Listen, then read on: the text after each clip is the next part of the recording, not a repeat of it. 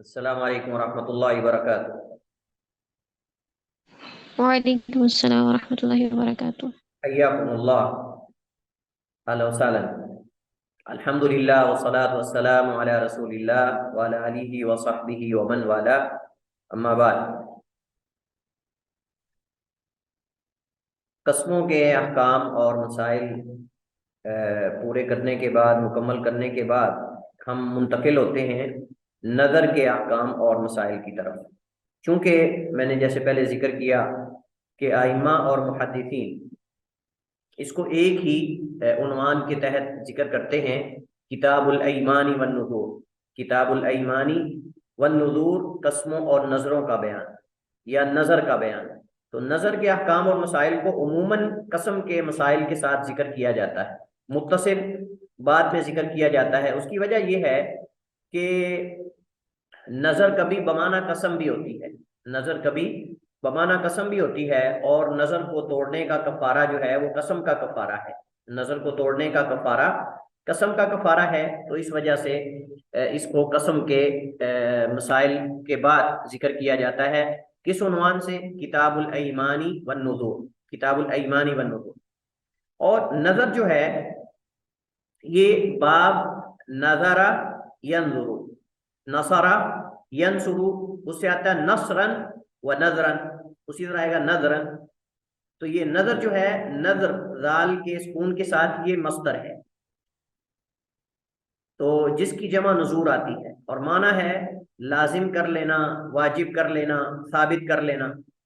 تو چونکہ اس کے اندر انسان اپنے اوپر، اپنی ذات پر کسی ایسی چیز کو بذات خود واجب کر لیتا ہے جسے شارع نے اس کو واجب نہیں کیا اس پر، یا شارع نے اس کو اس کا مکلف نہیں بنایا، لیکن وہ خود اپنے آپ کو اس چیز کا مکلف بناتا ہے، تو اس وجہ سے جو ہے وہ اس لغوی معنی کے ساتھ اصطلاحی یا شرعی معنی کی اشتراکیت ہے، یا اس میں اس کی مناسبت ہے۔ کیونکہ جب بھی ہم ڈیفینیشن تعریف کرتے ہیں تو ضروری ہے کہ جو عربی زبان میں اس لفظ کے معنی ہیں ان میں سے کوئی معنی شرعی یا اصطلاحی تعریف میں پایا جائے۔ اگر کوئی ایسی اصطلاحی تعریف کی جائے کہ جس میں اس کا لغوی معنی کے ساتھ کوئی تعلق نہ ہو جو اس کے لغوی معنی ہے، تو وہ تعریف صحیح نہیں ہوگی۔ ضروری ہے کہ اصطلاحی تعریف کے اندر بھی اس کا کوئی نہ کوئی معنی یا تعلق یا مناسبت جو ہے وہ ہونی چاہیے اصطلاحی کی، شرعی کی، لغوی کے ساتھ۔ تو یہ وجہ مناسبت ہے لازم کر لینا، واجب کر لینا۔ چونکہ اس کے اندر انسان اپنے اوپر ایسی چیز کو لازم کر لیتا ہے جو شریعت نے نہیں کی ہوتی، تو اس وجہ سے اسے نظر کہتے ہیں۔ شرعی اعتبار سے نظر سے کیا مراد ہے؟ کسی مکلف انسان کا اپنے آپ پر کسی ایسی چیز کو واجب یا لازم کر لینا جسے شارع یعنی اللہ تعالیٰ نے اس پر واجب یا لازم نہیں کیا۔ جیسا کہ کوئی شخص یہ کہتا ہے اللہ کے لیے میرے اوپر 1000 روپے صدقہ کرنا ہے، یا کوئی شخص یہ کہتا ہے کہ اگر میرے فلاں مریض کو شفا مل گئی تو میں اتنے 1000 روپے صدقہ کروں گا، یا اگر اللہ نے مجھے بیٹا دیا تو میں بیت اللہ کا حج کروں گا، میں بیت اللہ کا حج کروں گا۔ یقیناً نظر ایک عبادت ہے، اور اس کے عبادت ہونے کی دلیل اللہ تعالیٰ کا قرآن کریم میں اہل ایمان کی مدح کرنا، اہل ایمان کی تعریف کرنا، یہ اس بات کی دلیل ہے۔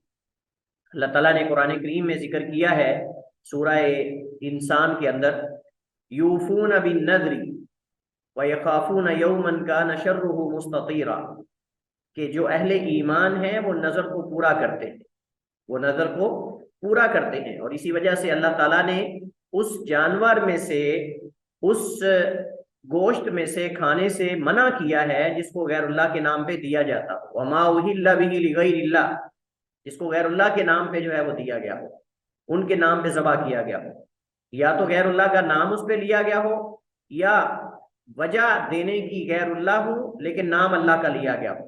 دونوں صورتوں میں وہ غیر اللہ کے لیے۔ اگر ارادہ اور نیت غیر اللہ کے نام پہ کرنا ہے لیکن نام اللہ کا لے رہا ہے اوپر ذبح کرتے ہوئے، پھر بھی غیر اللہ کے نام پر ہے۔ اور اگر وہ غیر اللہ کا نام لے رہا ہے اس پر، تو پھر بھی وہ غیر اللہ کے نام پر ہے، چاہے اللہ کے نام پر کیوں نہ کر رہا ہو۔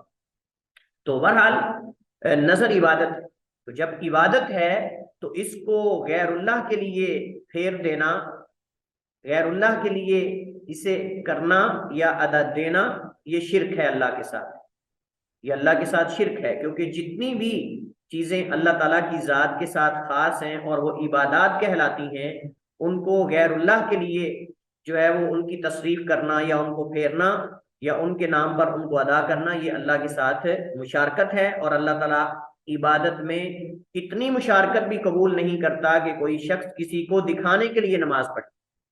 آپ جانتے ہیں ریاکاری اور دکھاوا کرنے والے کی کوئی عبادت قابل قبول نہیں، حالانکہ وہ اللہ کے ساتھ شرک نہیں کر رہا، لیکن اس کو شرک اصغر کیوں کہا گیا ہے؟ کیونکہ نماز وہ اللہ کے لیے پڑھتا ہے، لیکن صرف یہ ہے کہ وہ اس کے اندر ایک سوچ لے آتا ہے کہ فلاں شخص مجھے دیکھ رہا ہے، لہذا اس کی وجہ سے نماز کو تھوڑا اچھا کر کے پڑھتا ہے، جیسے حدیث کے اندر آتا ہے لمبا کر کے نماز کو پڑھتا ہے، خوبصورت کر کے نماز کو پڑھتا ہے تاکہ لوگ فلاں شخص مجھے دیکھے۔ تو اب اس نے اصل نماز شروع تو اللہ کے لیے کی تھی، لیکن اچانک اس کے ذہن کے اندر شیطان نے یہ خیال ڈال دیا کہ شاید کوئی بندہ اسے دیکھ رہا ہے لہذا نماز کو لمبا کر دے۔ تو اللہ تو اتنی مشارکت بھی قبول نہیں کرتا کسی عبادت کے اندر، تو اللہ وہ مشارکت کیسے قبول کرے گا کہ ہم کہیں کہ نہیں جی ہم 11ویں دے رہے ہیں لیکن اللہ کے نام کی دے رہے ہیں، تو پیر کے نام بھی لیکن نام تو اللہ کا اوپر لیتے ہیں، ختم ہم پڑھ رہے ہیں، قرآن ہی پڑھ رہے ہیں نا، لیکن نظریہ پیچھے کیا ہے، سوچ پیچھے کیا ہے، اور فکر کیا ہے، ارادہ کیا ہے؟ اللہ تعالیٰ تو ارادوں کو دیکھتا ہے نا۔ تو اس وجہ سے نظر عبادت ہے، جب عبادت ہے تو یہ اللہ کے لیے ہوگی، غیر اللہ کے لیے جو ہے وہ جائز نہیں ہے۔ لہٰذا یہ نظر کی صورتیں ہیں کہ کوئی بندہ یہ کہے، ایک بندہ یہ ہے کہ وہ کہتا ہے کہ جی اگر میں اللہ کے لیے میں نے عمرہ کرنے کی نظر مانی، اللہ کے لیے میں نے حج کرنے کی نظر مانی ہے، کوئی شرط نہیں لگاتا کہ اگر میرا یہ کام ہوگا تو ٹھیک ہے، اگر نہیں ہوگا تو پھر نہیں، بلکہ مطلق کہہ دیتا ہے کہ میں نے اللہ کے لیے اتنے روزوں کی نظر مانی، اتنے نوافل پڑھنے کی نظر مانی، یہ جائز ہے، یہ عبادت ہے، یہ جائز ہے اور عبادت۔ لیکن اگر کوئی چیز مشروط کر دے کہ اگر میرا فلاں کام ہو گیا، اگر میرے مریض کو شفا مل گئی، یا اگر فلاں ہوا تو میں اتنا صدقہ کروں گا، یہ جو ہے یہ نظر جو ہے یہ مکروہ ہے، یہ قابل مذمت، یہ مکروہ سمجھی گئی ہے۔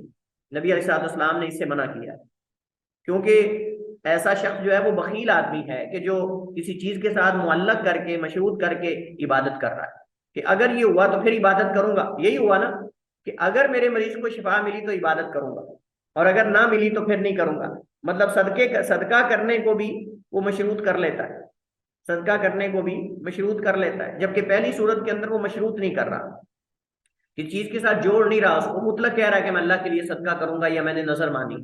تو یہ دونوں چیزوں میں فرق ہے، اس کی تفصیل انشاءاللہ آگے آئے گی نظر کی اقسام کے اندر۔ نظر ماننے والے سے سرزد ہونے کے اعتبار سے نظر کا حکم مختلف ہے، نظر کا حکم مختلف ہے، جس کی تفصیل ہے، اور تفصیل میں سب سے پہلے نظر ماننے کے بعد کا حکم۔ اگر نظر صحیح اور مکمل شروط کے ساتھ واقع ہوئی ہو یا واقع ہو جائے تو اسے پورا کرنا واجب ہے، کیونکہ ناظر یعنی نظر ماننے والے نے خود اپنے آپ کو اس کا پابند کیا ہے۔ اس کی دلیل کیا ہے؟ اس کی دلیل ام المؤمنین عائشہ رضی اللہ تعالی عنہ کی حدیث ہے، وہ بیان کرتی ہیں اللہ کے نبی سے کہ نبی کریم صلی اللہ علیہ وسلم نے فرمایا، من نظر ان یطیع اللہ فلیطعہ، جس شخص نے یہ نظر مانی کہ وہ اللہ کی اطاعت کرے گا، یعنی کوئی بھی نیکی کا کام کرے گا تو اسے چاہیے کہ وہ اللہ کی اطاعت کرے۔ فلیطعہ کا مطلب یہ کہ اسے پورا کرے، اطاعت کرے یعنی نظر کو پورا کرے۔ اس نے کہا میں روزے رکھوں گا، میں صدقہ کروں گا، میں فلاں کام کروں گا، تو وہ کرے۔ ومن نظر ان یعصیہ فلا یعصیہ، اور جس نے کوئی ایسی نظر مانی کہ وہ اللہ کی نافرمانی کرے گا، مثلا وہ کہے کہ میں جو ہے وہ اگر میرا فلاں کام ہو گیا تو میں کیا کروں گا، میں اللہ کے لیے فلاں بابا جی کے دربار پہ کالا بکرا ذبح کروں گا۔ اب اللہ کے لیے نظر تو مان رہا ہے لیکن نام کس کا لے رہا ہے؟ یہ معصیت کی نظر ہے، کیونکہ غیر اللہ کے نام کی نظر جائز نہیں۔ اسی طرح وہ کیا ہے، اگر میرا فلاں کام ہو گیا تو میں جو ہے فلاں کام کروں گا مثلا، تو اس طرح کی نظر جو ہے جس میں گناہ کا کام ہو، معصیت کا کام ہو، وہ جائز نہیں ہے۔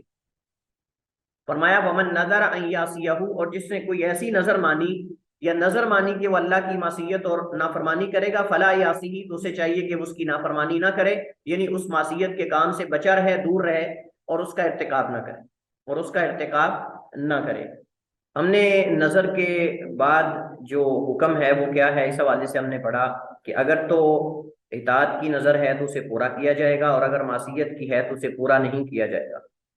نظر ماننے سے پہلے کیا حکم ہے، یعنی کیا نظر ماننا درست عمل ہے یا نہیں؟ تو اس بارے میں فقہا کے مختلف اقوال ہیں، اختلاف موجود ہے۔ پہلا قول یہ ہے کہ نظر ماننا مشروع اور عبادت ہے، بشرطے کہ صحیح اور شروط کو مد نظر رکھتے ہوئے مانی گئی۔ یہ شروط اور یہ جو اس حوالے سے قیود ہیں یہ انشاءاللہ آگے ہمارے ساتھ آئیں گی، انشاءاللہ اس کو ہم پڑھیں گے۔ یہ احناف کا قول ہے، ان کی دلیل گزشتہ حدیث ہے اور وہ آیات اور احادیث ہیں جن میں نظر کو پورا کرنے کا حکم دیا گیا ہے، جن میں نظر کو پورا کرنے کا حکم دیا گیا ہے اور ترغیب دلائی گئی ہے، جیسے یوفون بالنذر اس آیت کے اندر ہے، اور اسی طرح قرآن احادیث کے اندر بھی اللہ کے نبی علیہ السلام نے جو ہے وہ نظر کو پورا کرنے کا حکم دیا ہے۔ اسی طرح بعض علماء نے جو ہے وہ عمومی جو امانات ہیں اور جو عہد اور میثاق ہیں ان کے بارے میں جو ان کو پورا کرنے کی آیات اور احادیث ہیں ان کو بھی اس میں شمار کیا ہے۔ دوسرا قول یہ ہے کہ نظر کا حکم اس کی نوعیت کے اعتبار سے مختلف ہوگا جس کی کچھ تفصیل ہے، یعنی آپ دوسرے لفظوں میں یہ کہہ سکتے ہیں کہ نظر کے حکم میں تفصیل ہے۔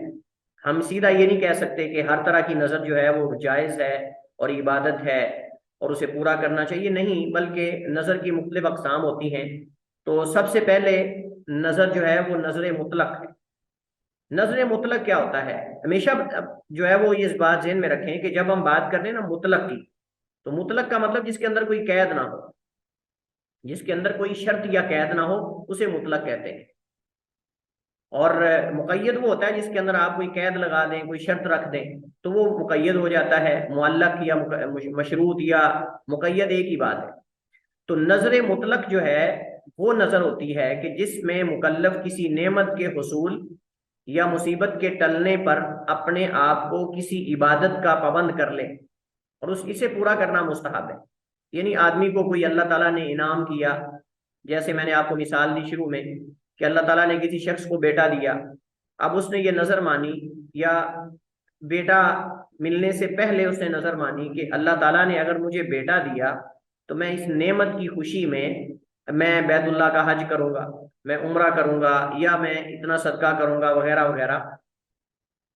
تو نعمت کے حصول، کوئی مصیبت ہے اس پر، اس مصیبت کے ٹلنے پر جو ہے اگر وہ انسان اس کو کہتا ہے کہ یہ مصیبت ٹل گئی ہے اب میں اللہ کے لیے اتنا صدقہ کروں گا، لیکن یہ بات ذہن میں رہے کہ آپ اس کو گڑبڑ نہ کریں، آپ اس کو مکسنگ نہ کریں دوسری قسم اور پہلی کو، کیونکہ میں نے آپ کو شروع میں ذکر کیا تھا کہ اگر ایک آدمی کہتا ہے نا کہ اگر اللہ نے مجھے جو ہے وہ یا میرے مریض کو شفا دی تو میں اتنا صدقہ کروں گا، اب یہ پہلے ہے، لیکن نظر مطلق کے اندر جو ہے وہ پہلے ہونا ضروری نہیں۔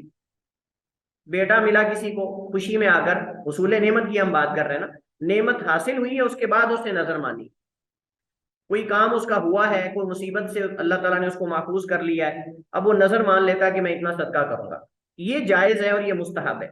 لیکن ایک کام ہونے سے پہلے نظر کو مشروط کر دینا، معلق کر دینا کہ اگر یہ کام ہوا تو پھر میں یہ کروں گا، یہ اصل میں جس کو مکروہ سمجھا گیا ہے۔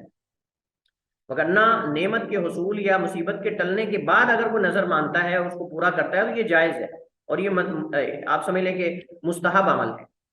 دوسری قسم ہے نظر معلق۔ نظر معلق کیا ہوتا ہے کہ انسان اپنے آپ پر بذات خود کسی عبادت کو لازم کر لے اور اسے مستقبل میں حاصل ہونے والی کسی چیز سے معلق کر دے، کوئی منفعت، کوئی فائدہ حاصل ہونے کے ساتھ معلق کر دے۔ اگر میری اگر جاب مل گئی تو میں اپنی پہلی سیلری جو ہے وہ مثلا وہ صدقہ کروں گا یا میں مسجد میں دوں گا۔ بعض لوگ اس طرح کی نظر مان لیتے ہیں۔ اب اگر نہیں ملی تو پھر اس کا مطلب یہ کہ پھر کوئی صدقہ نہیں۔ اسی طرح اگر مجھے شفا مل گئی تو میں یہ کروں گا، تو یہ اس کو کہتے ہیں معلق، کسی چیز کے ساتھ اس کو مشروط کر دینا، اس کا تعلق مستقبل کے ساتھ ہوتا ہے۔ اور جو پہلی قسم ہے اس کا ہم نے کہا کہ ماضی کے اندر کوئی اس کو نعمت حاصل ہوتی ہے یا اس سے کوئی مصیبت ٹل جاتی ہے جس کے نتیجے میں وہ نظر مان لیتا ہے، دونوں میں یہ فرق ہے۔ اس کی آگے دو صورتیں ہیں نظر معلق کی۔ پہلی صورت یہ ہے کہ جس چیز کے حصول سے نظر کو معلق کر رہا ہے اس کا اس سے کوئی تعلق نہیں ہے، یعنی ایک تو اس کا تعلق اس کی ذات سے ہے اور ایک اس کا تعلق کسی دوسرے شخص کے ساتھ ہے، لیکن نظر یہ مان رہا ہے۔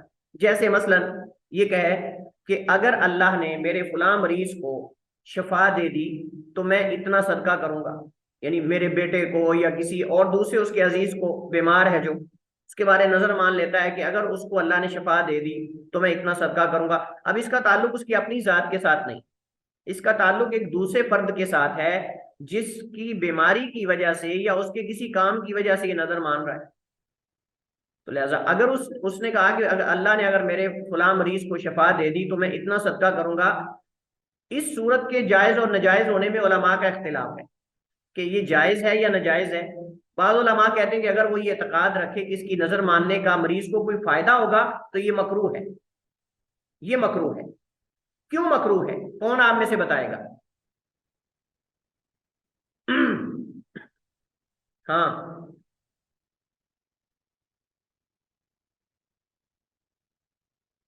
جی فقہائے کرام، سوال سمجھ گئے آپ؟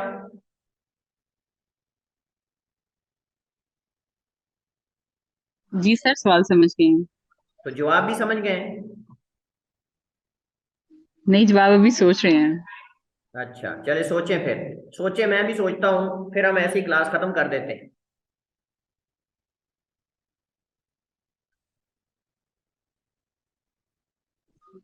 سر آپ ہی بتا دیں۔ جی باقی لوگوں سے بھی پوچھ لینا ذرا جو جاگ رہے ہیں۔ عرفان آپ بتائیں۔ سر اس نے شرط لگائی ہے، اس لیے یہ مطلب ٹھیک نہیں ہے، اس کے صحت یاب ہونے کی شرط لگائی ہے،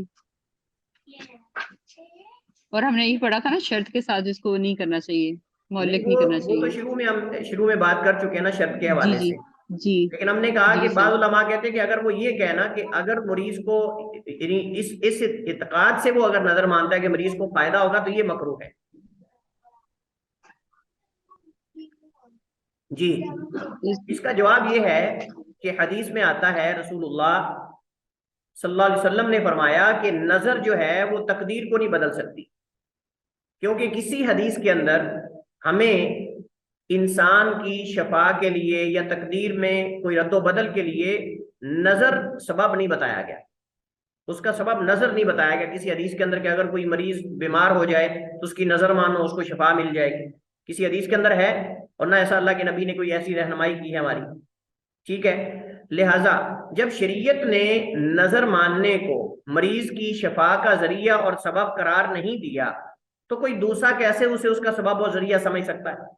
تو نبی علیہ السلام نے فرمایا کہ نظر نہ مانو، یعنی نظر سے مراد نظر معلق ہے، نظر معلق نہ مانو، کیونکہ نظر معلق سے کنجوس آدمی سے اللہ تعالیٰ نکالتا ہے۔ کب اللہ تعالیٰ نکالتا ہے؟ کہ جب وہ نظر اللہ کی قضا اور اللہ کی تقدیر کے موافق ہو جاتی۔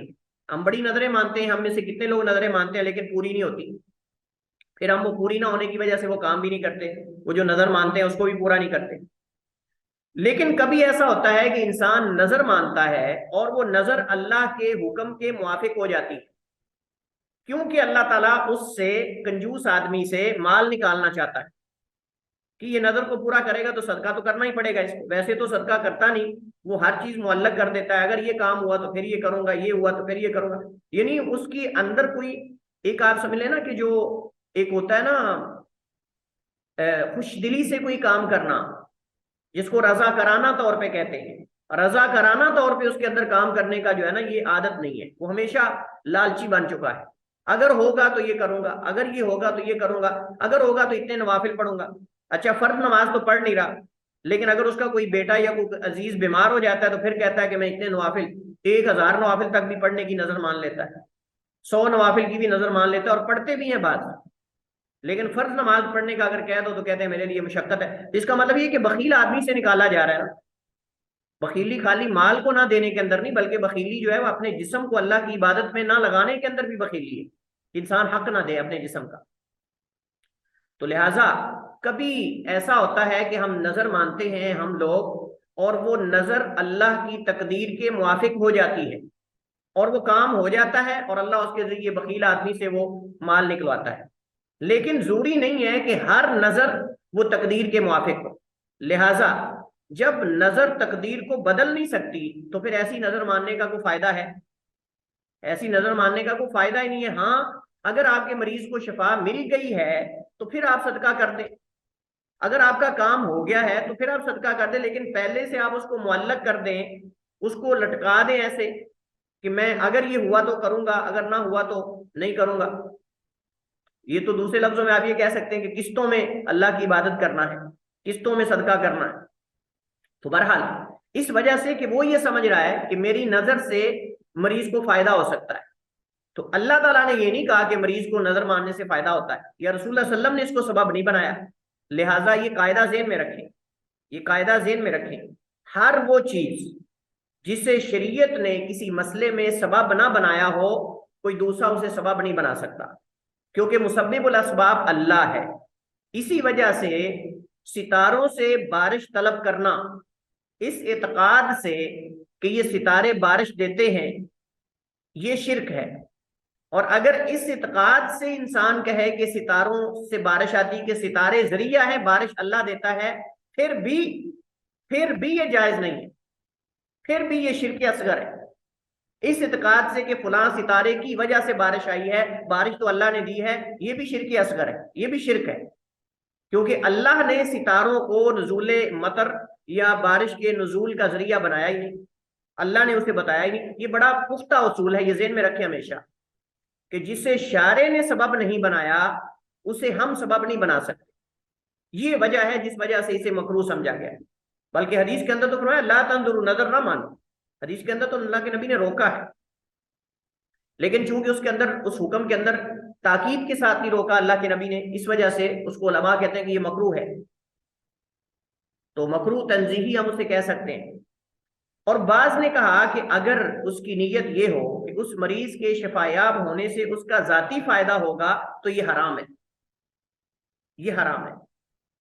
مطلب یہ ہے کہ اب صرف اس کی شفا مقصود نہیں، بلکہ شفا سے آگے اس کے ذاتی فوائد بھی جڑے ہوئے ہیں اس کے ساتھ۔ تو بعض علماء کہتے ہیں کہ یہ حرام ہے، کیونکہ اس میں رسول اللہ صلی اللہ علیہ وسلم کے حکم کی نافرمانی ہے۔ اور اللہ کے نبی کا حکم کیا ہے؟ حکم یہ ہے، اللہ کے نبی صاحب نے فرمایا لا تنظروا، نظر ینظروا اور نظر ینظروا بھی ہوتا ہے، لا تنظروا فإن النظر لا یغنی من القدر شیئا، کہ نظر نہ مانو۔ تو یہاں مراد نظر نہ مانو سے کون سی نظر ہے؟ نظر معلق ہے۔ اللہ کے نبی نے فرمایا نظر نہ مانو، کیونکہ نظر فإن النظر، کیونکہ نظر ماننا لا یغنی من القدر شیئا، یہ تقدیر میں سے کسی چیز سے مستغنی نہیں کر سکتی۔ جو اللہ نے آپ کے مقدر میں لکھ دیا ہے یہ نظر اس کو نہیں بدل سکتی۔ ہاں موافق ہو جاتی ہے کبھی، پھر اس سے آپ کو صدقہ کرنا پڑے گا۔ اور یہ بھی ہو سکتا ہے کہ انسان اس وقت جب صدقے کا ٹائم آئے تو وہ اس کے پاس پیسہ نہ ہو، نظر کو پورا کرنے کی استطاعت نہ رکھتا ہو، تو اب یہ ایک اور اگلا مسئلہ کھڑا ہو گیا ہے۔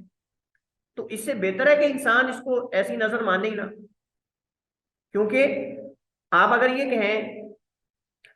کہیں کہ جی آپ نے یہ کیسے فرق کر لیا کہ یہ حدیث جو ہے وہ نظر معلق کے بارے میں ہے، یہ پہلی قسم نظر مطلق کے بارے میں نہیں، تو اس کی دلیل یہ ہے کہ کیوں حدیث میں آ رہا ہے فَإِنَّ النَّظْرَ لَا يُغْنِي مِنَ الْقَدَرِ شَيْئًا، اس کا مطلب یہ پہلے مان رہا ہے، یہ بعد میں نہیں مان رہا فائدہ حاصل ہونے کے، یہ پہلے مان رہا ہے۔ لہذا اسے کیا پتا ہے کہ تقدیر کے اندر یہ لکھا ہوا ہے کہ نظر مانوں گا تو اس سے فائدہ ہوگا۔ فَإِنَّمَا يُسْتَخْرَجُ، اور سوائے اس کے نہیں بے شک نکالا جاتا ہے بھی اس نظر کے ذریعے من البخیل، بخیل آدمی سے۔ اب صاف ظاہر ہے کہ وہ نظر کبھی موافق ہو جاتی ہے اللہ کی تقدیر کے، اور اس وجہ سے پھر اس بخیل آدمی سے مال اللہ تعالیٰ نکلواتا ہے، اس ذریعے ایک ذریعہ اللہ تعالیٰ اس کو بنا دیتا ہے۔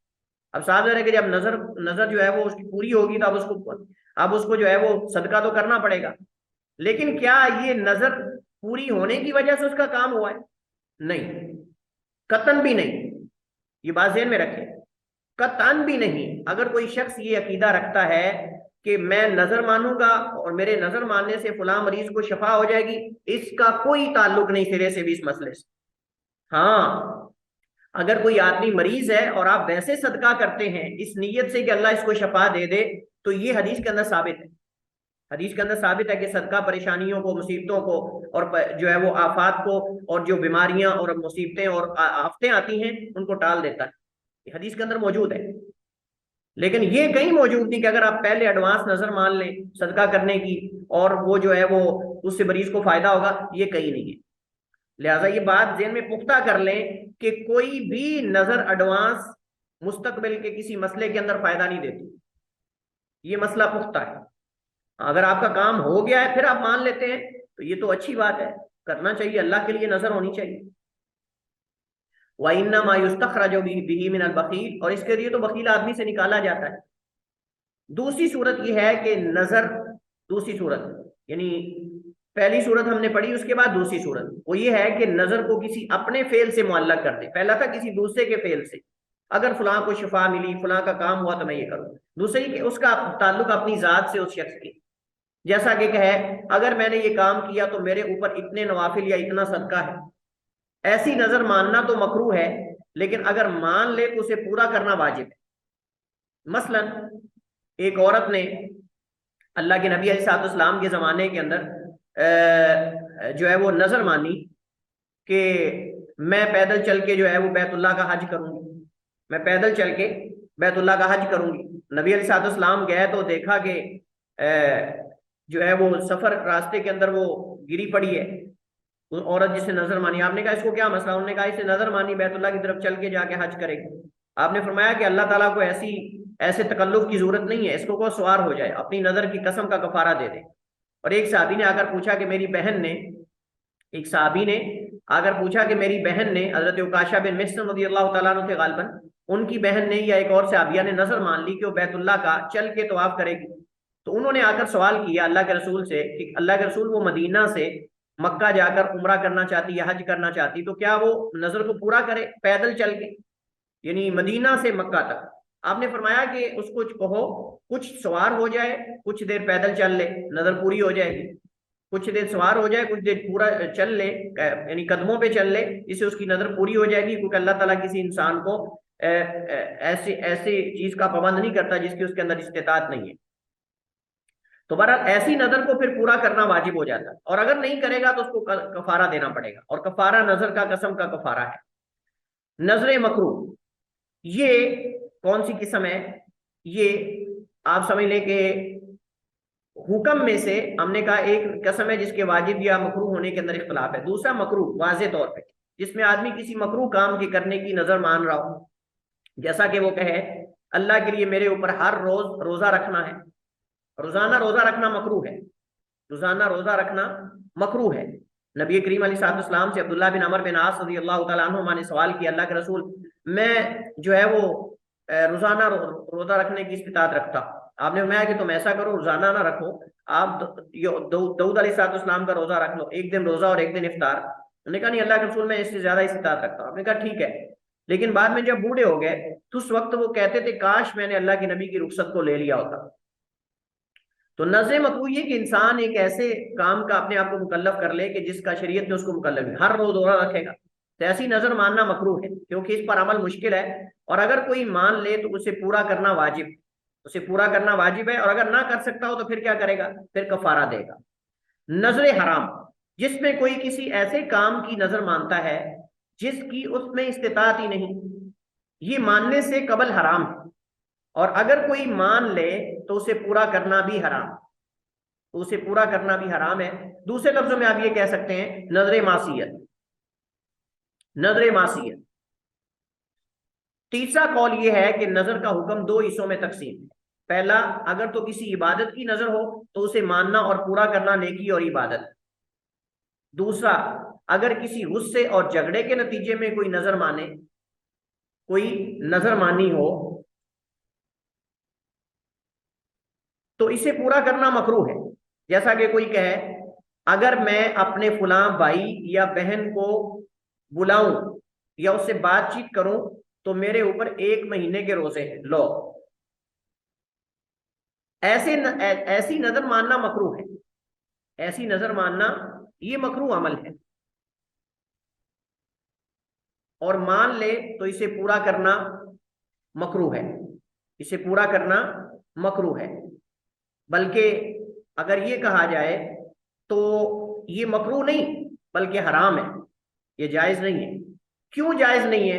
اس کی وجہ یہ ہے کہ اس میں قطع رحمی ہے، اس میں حجر ہے مسلمان کو چھوڑنا، اس سے قطع تعلقی کا اظہار کرنا ہے، اور مسلمان سے قطع تعلقی کرنا، اس سے قطع رحمی کرنا یہ گناہ ہے، یہ جائز نہیں ہے۔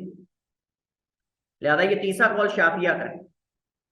میں نے کہا کہ یہ مکروہ ہی نہیں بلکہ حرام ہے، کیونکہ اس میں قطع رحمی ہے، اور اگر کوئی مان لے تو اسے پورا کرنا جائز نہیں ہے، مکروہ نہیں بلکہ حرام ہے، پورا کرنا جائز نہیں۔ پھر کیا کرے گا وہ جو ایسی نظر مان لے؟ اسے چاہیے کہ وہ کفارہ دے، اسے چاہیے کہ وہ کفارہ دے۔ 3 قول ہو گئے ہمارے پاس۔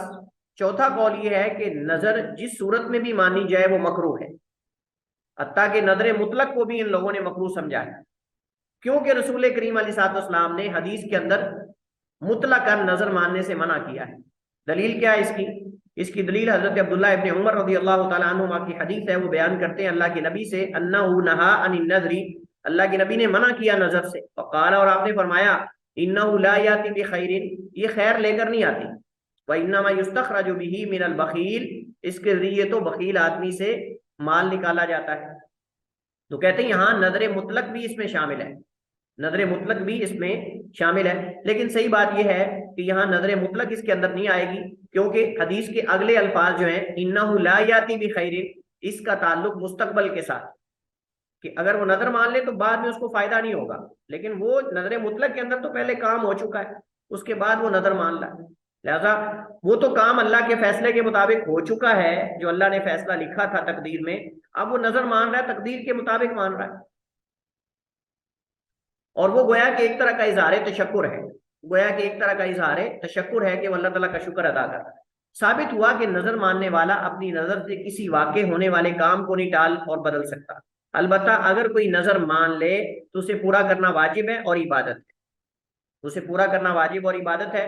لہذا ان علماء نے شروع میں نظر ماننا اور بعد میں نظر ماننا اس پہ فرق کیا ہے، تو شروع میں نظر ماننے کو مکروہ قرار دیا ہے اور بعد میں نظر ماننے کو عبادت قرار دیا ہے۔ تو یہ جمع کی صورت ہم کر سکتے ہیں کہ نظر مطلق ہو تو جائز ہے اور عبادت ہے، اور اگر نظر معلق ہو یا اس کا تعلق مستقبل کے کسی کام کے اصول کے ساتھ یا منفعت اور منافع کے اصول کے ساتھ ہو تو یہ مکروہ ہے اور یہ جائز نہیں، کیونکہ ہمیں نہیں پتا ہمارے بارے میں تقدیر میں کیا لکھا ہوا ہے، اور اللہ نے یہ بھی نہیں بتایا ہمیں کہ نظر ماننے سے آپ کو فائدہ ہوگا یا نہیں ہوگا، یہ نہ اسے سبب اللہ نے قرار دیا ہے، تو لہٰذا نظر ماننے کا کوئی فائدہ نہیں ہے، کیونکہ تقدیر کو تو بدل نہیں سکتی، صرف اس کے ذریعے جو ہے وہ بخیل آدمی سے صدقہ اور جو ہے وہ مال نکالا جاتا ہے، اور یہی آخری قول جو ہے یہ راجح ہے، واللہ تعالی عالم و احکم، وصلی اللہ وسلم علی نبینا محمد وعلی آلہ وصحبہ وسلم۔